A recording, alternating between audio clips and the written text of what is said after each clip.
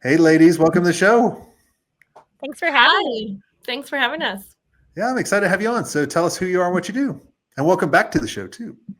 Thank you. I'm Copple. I was here before, but it's been a couple years. I am the founder of Full Swing PR, based in Boise, Idaho, and Bozeman, Montana. And I'm really proud of my business partnership with Holly and how I've moved from a career as a journalist into PR land, and that we've scaled this business to over $1 million in less than 4 years, which is something not a lot of women agency owners do, or women business owners in general. So love that. And Holly. Hello, this is my first time here. Caitlin did it solo last time, but I'm so happy to be here. I'm Holly Conti. I'm zooming in from upstate New York, and I'm the managing partner at Full Swing PR. And actually, it's kind of an interesting story how we became partners, because Full Swing was founded solely by Caitlin. So maybe we can dig into that at some point. But yeah, definitely. Yeah. How did that work? I always find that when partners come together, it's the one partner feels so isolated and alone. It was like, I need someone else to have the same frustration I do. Is that the same? Is that how it Not necessarily. I just really liked Holly, but she was pregnant when I started Full Swing, and then had a newborn. So the whole idea of not having health insurance was not that appealing. So she played hard to get for a while, but she did some moonlighting for me, helped me along the way, and then was the first employee in February 2020, right before the world changed. But when she came on board, she really wanted in as an owner, as opposed to just making more money. So I was like, sure, great. If you want to do this together, awesome. My favorite thing is to build things with Holly. So it's been a lot of fun. We were agency partners, agency friends. We had met at an agency, and of the two of us, Caitlin's the more risk-forward person, and so she was ready to take the risk, and it took me a year to really dive off with her, but I'm so glad we did. Here we are 6 years later. So which one is the idea person and which one is the implementer? We get asked that a lot, and I actually think we both come up with a lot of good ideas. I would say that we are both a strong DIs on the DISC, if you do that, the whole behavioral analysis thing. I would say Holly, just because she worked more on the client side and account side, and I was always kind of in PR world at the agency level. She's taught herself to be better at systems, probably, than I am. Self-taught. Yeah, I'd say we don't have the traditional, Visionary-Integrator system. I think we tried that at first, but I think we both have the visionary piece. And at times, like Caitlin, oddly, is really good at spreadsheets and really good at focusing on that piece. You wouldn't know it because she is that big, creative thinker, right? But she can get really granular and specific. And I'm really good at managing the team and getting into the nitty gritty there. And so I think we take turns in visionary and integrator positions. And I actually think that that's the nuance. It makes it complicated, but I think that that's the nuance, is that we both step in and step out of both of those positions at times. I think the other piece that maybe is interesting is we kind of treated it like a job share, especially in the early years, because we both had young kids. And so we kind of we have such good communication and a good solid friendship that I think is partly works in work life, because it was forged in an agency setting, that we're really good at being like, okay, I'm tapping out, you're tapping in. Here's all the things. Here's my list. And now that our kids are older, it's, we've done, I think, a better job of carving out what are our lanes going to be for now, but having that open conversation about it. Well, it's tough, right? You got to it took me a long time, because in the very beginning, I was creating myself a job. That's really what, and a job that I can never take off, which, if you think about, is the worst job in the world. That's the curse, but it's also later on, it's also the benefit or the blessing that you get, right? But in the very beginning, I was talking to someone the other day. They're like, what would you give advice to, people starting out? I was like, it's not sunshine and rainbows in the very beginning. It's actually tough. Mm-hmm. And I'm glad you guys found each other to kind of balance that, right? I always find that when we jump on our mastermind meetings, there's about 25% of it's kind of therapy. People just want to be heard and going, I just need some good advice right now, because I had my biggest client leave, or this person did this, and and it's easier doing it with someone versus being solo. Like people that do an agency solo, I commend them. I'm like, man, that's pretty tough. Oh, yeah. I mean, there's so many times where a contract gets pulled out from underneath us, or something happens where we're truthfully looking at payroll. And it's like, if I couldn't call Caitlin and be like, all right, we're going to be okay. It's going to be okay, and have that pump up system together and know that we're in it together. It would feel so lonely. And at the same time, not to say that it doesn't make partnerships are complicated. It's another marriage. And so there is that element of it that can be challenging, but I would so much rather have a partner in it. Yeah. Well, I think too, if people are looking for partners, or to make sure you have the right partner, it's about making sure your values align. And I think that's with your whole team anyway, right? Like, that's why a lot of times, like, if I found my exact twin, I think that would be a complete nightmare, because we would just be talking about how we can invent the whole world over again, versus like having someone be like, well, let's kind of step back. Like, my team they are so different from me in the thinking, but we all believe in the same thing. We all have the same, core values, going forward, and it makes it work. Now, I do want to talk about practicing what you preach. And I felt like in our agency, we did a really good job at this in some things. And then in some things, it was horrible, right? So I'll tell you what we practiced, what we preached. And then I'll ask you guys to talk about it on your side. We always redesigned our website every year, because I always felt, and that was our core service. But all of our competitors would be like, oh, don't look at our website. We're so busy working on our client's website, we can't do it. I was like, it's like kind of like the shoemaker's kids, like, are shoeless. And it drove me nuts. So what does that mean to you guys, practice what you preach? Well, I'm just so happy that our new website will be out by the time this podcast comes out. We're don't look at it yet. Don't look at it.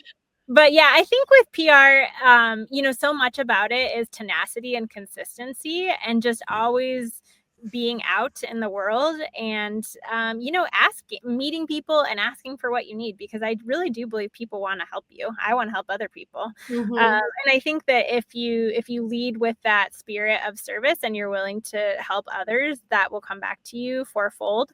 And I think, we have an interesting story. I think it's unique. Like, we have a remote agency that worked to our advantage during COVID.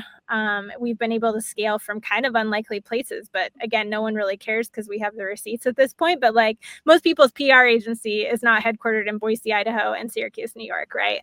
But at the end of the day, we've done it, and we've done it in a way that I think hopefully is inspiring and a bit out of the box. And I'm always happy to share that story with others, whether it's on a podcast or whether it's in thought leadership for one of the PR trades, etc. Well, I mean, go ahead, Jason. No, go for it. I was gonna say, I'd add that we work with professional services companies primarily. So we're working with law firms, architecture firms, designers, consultants, and they are often winning clients in the same way that we are. We're not an RFP-based agency. Primarily, we're winning clients based on our relationships. And so we actually know how our clients are selling, and we really intimately understand the challenges that they have, because we're having them internally as well.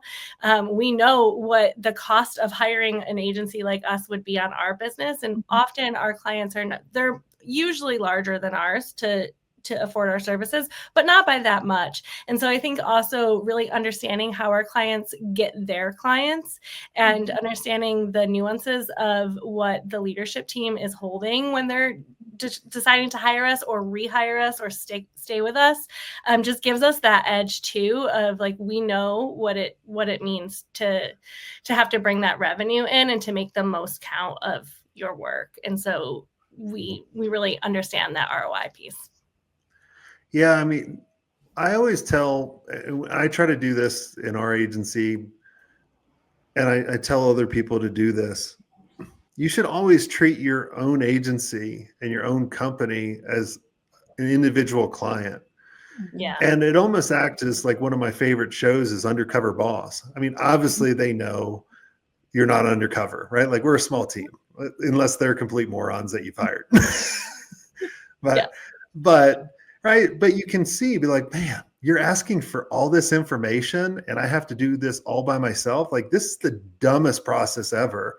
And then you realize you're like, I created this when I first started to make it easy for me, but it's not easy for the client. And then you start realizing the things you need to change, right? Like you got to treat yourself as a client. And then you can really start kind of seeing the process in someone else's eyes. Because I can't tell you how many times I've hired so many agencies. So I always hire outside the mastermind because I don't want to, collude that. I might change my mind because all the agencies I've been hiring outside are completely terrible.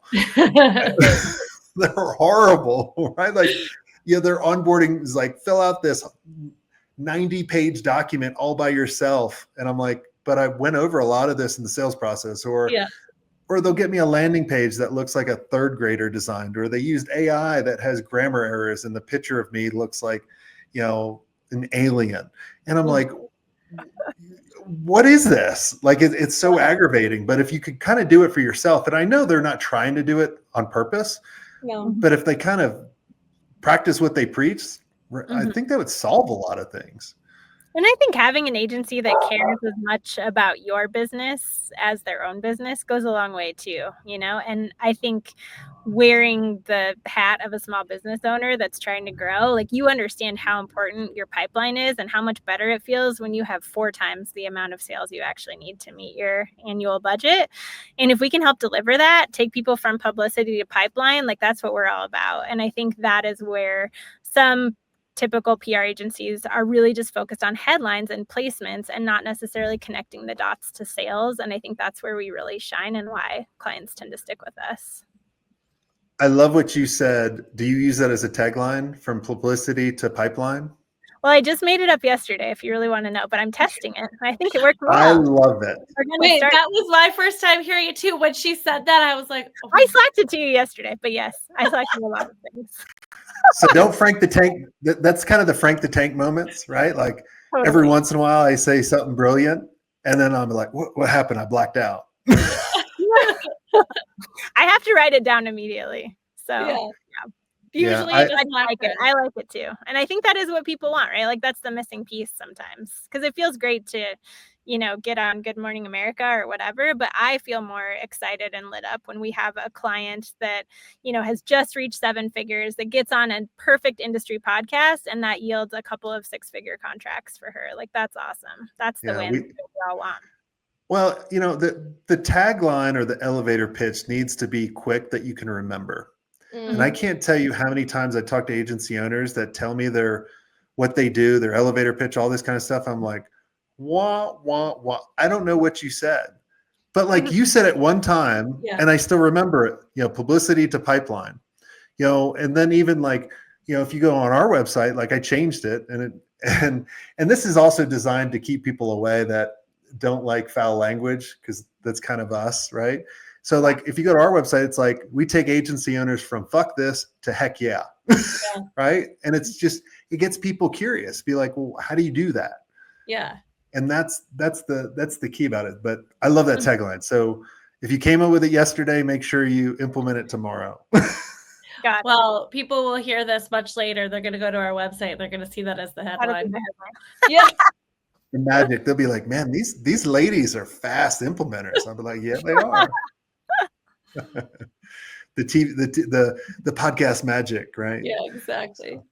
Last thing I want to talk about with you guys is, how do you guys do quarterly planning? Because I feel that a lot of agencies only do kind of yearly planning, even though people think they do quarterly planning. So walk me through what you guys do there.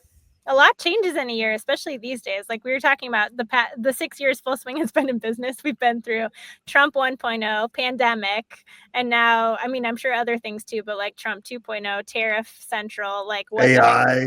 on AI. Yeah, So much exactly. has changed. And so I don't think annual is enough at all. And so while we start, in Q4 of the preceding year doing an annual plan, those quarterly check-ins are essential. We have a leadership team that meets every week, and our guidepost, our agenda, if you will, is really checking in on that quarterly plan, and making sure that we're pivoting and that we're trying to read the tea leaves as far as where the market's going. So yeah. Is it based on top line revenue? Is it based on net revenue? Is it based on other metrics? What are you guys? Yeah, so we have what's a the top goal? line revenue, gross revenue goal that we're trying to hit. And then we also have a profit margin that we want to hit, and that can change. So like last year, we were really obsessed with having a more profitable business just because that was a metric we hadn't focused on as much. We've been really obsessed with getting to $1 million. Surprise! Surprise! It actually matters what your net is. And so we focused on hitting 40% profit margins. And this year, because we're in growth mode, we're focused more on 20-25%. And so that feels like a better place to be for us. We're also just paying attention to like, what is our pipeline doing? Like, where are we getting no's? Where are we getting yeses? What's our conversion rate? Is it working to have kind of generally we have 2 discovery calls. So the first one's kind of a vibe check. Like, do we like them? Do they like us? And then if that is a go, and do we think we can help them, then we create a more customized proposal within the retainer frameworks with which we work. And usually people move to contract after that. Yeah. So it's all about getting, making sure we have the right number of qualified leads, that we're getting them on calls, and really measuring that conversion rate. And if that conversion rate starts to change, we know that maybe there's more fear in the marketplace. People don't necessarily want the long-term commitment. And so how can we give them something that is easy for us to deliver, really helpful to them, and gives them a chance to try and see what the sauce is all about. Yeah. And once they have the sauce, they're going to want to buy 6 months or a year. Yeah, we started really every month. We kind of look at the leading indicators, right? Looking at the KPIs, both on, and I'll break it down really easy for everyone to kind of follow. And you should do this too, because it will track how you do in the next quarter. So we'll look at how many visits we have to the website, how many visits to the key pages we want them to go, how many opt-ins, how many people apply for the mastermind or a blueprint, how many people actually book a call. Okay, that's a whole different number. How many people actually buy our foot in the door offer, and then how many people convert. And so then we compare all of those numbers, and then we can look at it and going, oh man, a bunch of people are not booking from the application. So that's a whole nother segment. Like, what do we need to do? What kind of headline do we need to change? What email do we need to send? Do we need to get a phone number and text them? Like, looking at those little things, like those little movements that mean the whole difference. Like, whether the next quarter is going to be fantastic. And most people don't do that. They don't have KPIs. They just look at the top line revenue, like a lot of us used to do. And we're like, oh yeah, I made it over $1 million. Well, congrats, but you're not profitable. Yeah. We have 5 business KPIs, and then every employee's KPIs flush out from those, if you will. So yeah, it's helpful to have a KPI dashboard. If I were to say what our most important number is, the thing that we track the most, it's actually not that revenue piece, it's discovery calls. Because we know that if we have 10 discovery calls, we'll probably convert 50% of those if they're qualified. And if they said, yes, we want to move to proposal round, we have 10 people in proposal round, we're going to convert at least 50. And so we're always looking at that number. That's the number that I'm most interested in impacting every month. And so that's always that's my North Star. Well, we need to, after the podcast, we need to talk about implementing a foot in the door for you. If it's 50%, we could get that up to 75, 80. Let's talk about it. Yeah. I need a foot in the door. I would love your take on this, because I don't know if this is something you cover in your mastermind. Hopefully we'll be members one of these years. But I think that, like, how do you position marketing, especially PR, as a must-have and not just a nice-to-have, especially in this economy? Because I think we all know as marketers, like, you should double down. If a recession is approaching, you got to be out there marketing, right? It is not the time to put your foot off the gas. But I think the general kind of professional services types of business owners that we're talking to don't always see it as essential. Might be talking to the wrong people. Mm-hmm. Mhm. Yeah. Right. That's the thing. Right. So it's kind of the same thing for our mastermind. Right. Mm-hmm. Some people look at the mastermind as a nice to have. Those Yeah. are not the people that we go after.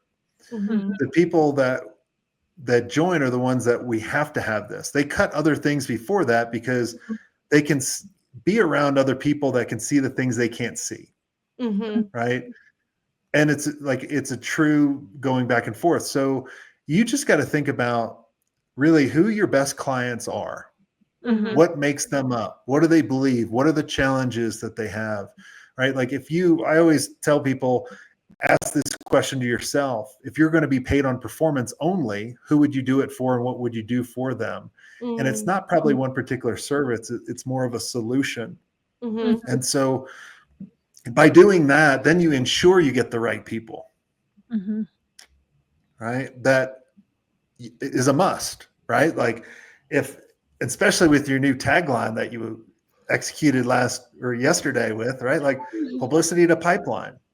Yeah. You concentrate on the people that really respect a pipeline. Yeah. Mhm. Yeah. Not just, like there's certain lawyers that just want to get on ABC. Yeah. Right. They don't care about, like, they just want to outdo their buddy that is a lawyer down the street. Those are not your clients. Yeah. Correct. Yeah. People who care about impact over ego, for sure. Exactly. Right. But you got to kind of think about, like, what's that low end offer to build that trust, to show impact, show value. Right. Like I always tell people, the offering letter is this. It's like a free discovery call, right? For 30 minutes to qualify them. Yeah. Say, right, like, can I help you? Do I want to help you? That's really how our discovery calls go. For sure. Then that discovery call is positioning a paid blueprint of something of value to that prospect. So now you're going to convert them to a paying customer, another 20 times more likely to, work with you if they have a good engagement.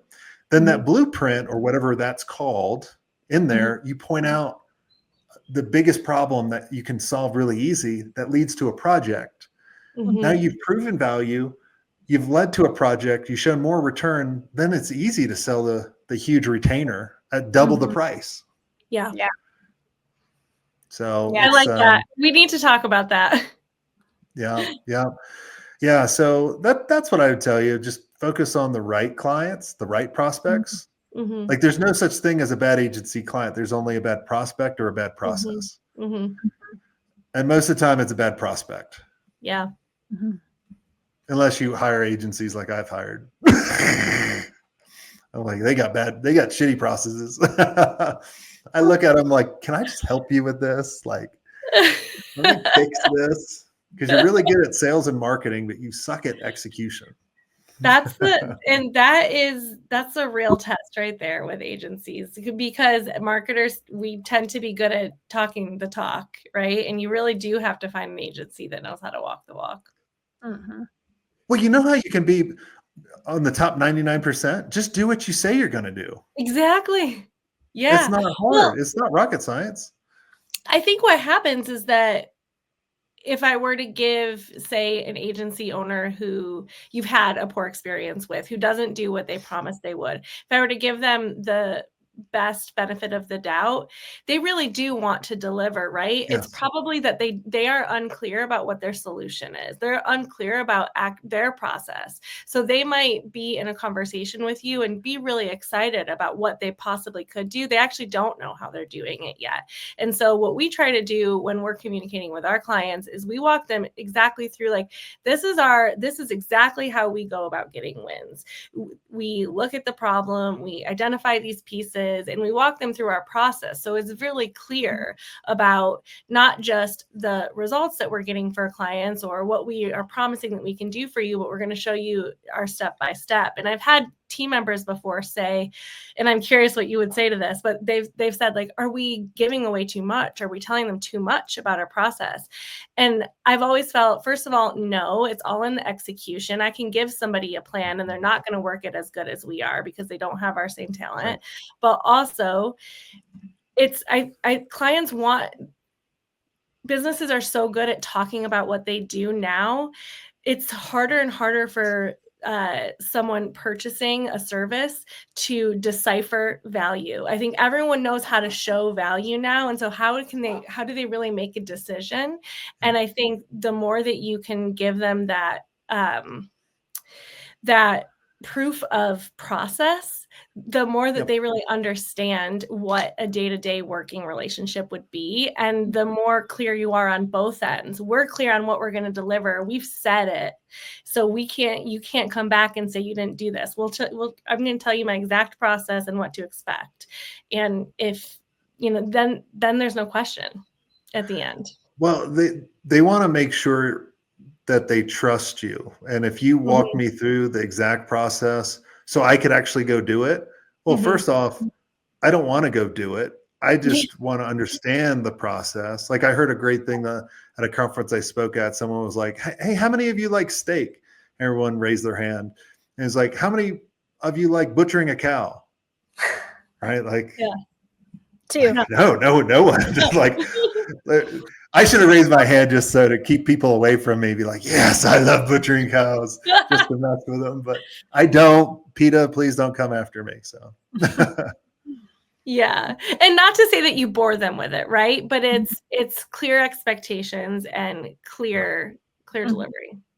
Yeah. Awesome. One other thing we did recently that might interest your audience, Jason, is we did a private podcast as strictly a business development tactic. And we've just used it selectively to help move people along their buying journey, if you will.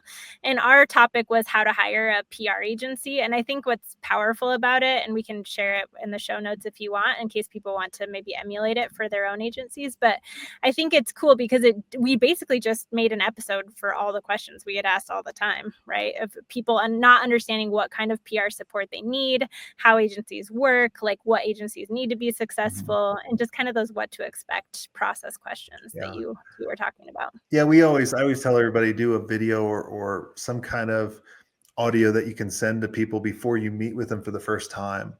And I always say, I want you to watch this 8-minute video. This is going to answer the most frequently asked questions that prospects ask. And the reason I want you to watch it ahead of time is so we can totally focus on your business. Yeah. And then you're not asking me, how long have your agency been around? How many people? How do you chart? Like it lays it all out. Like all the FAQs are in this video that we would send out. And then they're like, okay, cool. Like, so then I can totally focus on you. And they're like, oh, okay. I like me. That's my favorite subject. I like that. That's smart. Did most of the people listen to it? Yeah. And what I would do is as soon as they book a meeting, we email them and we say, we have this super secret software to let us know if you watch it or not.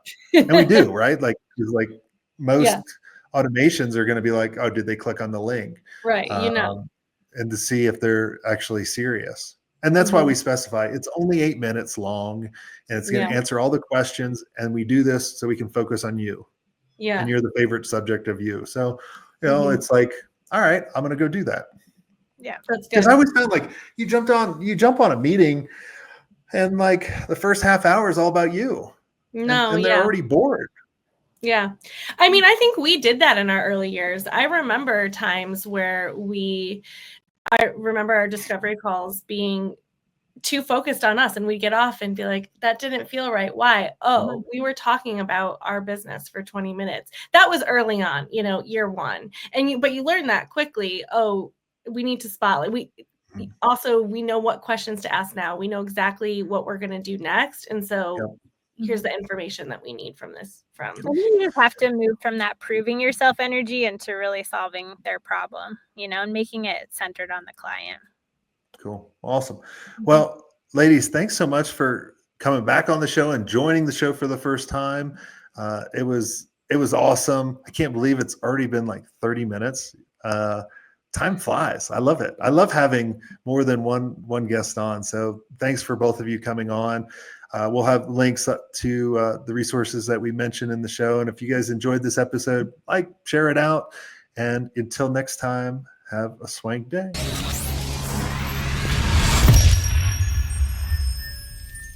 I hope you enjoyed this content. If you want more content like this, make sure you click on the link on the screen or check out your most popular podcast platform where the full episode is there.